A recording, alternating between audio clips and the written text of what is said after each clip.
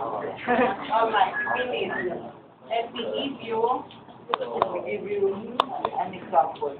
Why is it not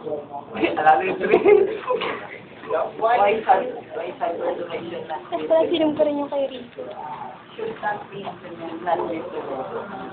First, cyberduration is a no-no, for it's not proven and tested by science.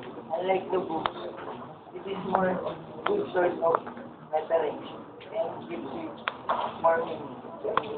Second, like my group mate said, makes you lazy.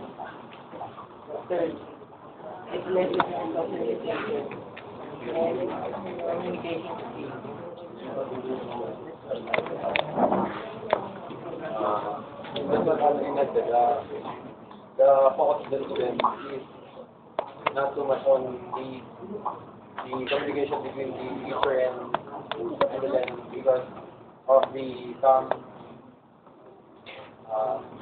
characteristics of computers that you can draw other websites when in the practice. And secondly, it is a distant teaching that you and your teacher doesn't personally talk and just like what Andrea said, it will lessen your socialization with others.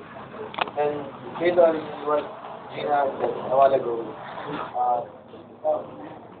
23% 23% in a year, what Gina said.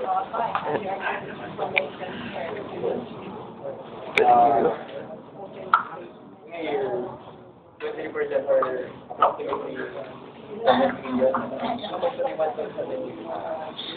That's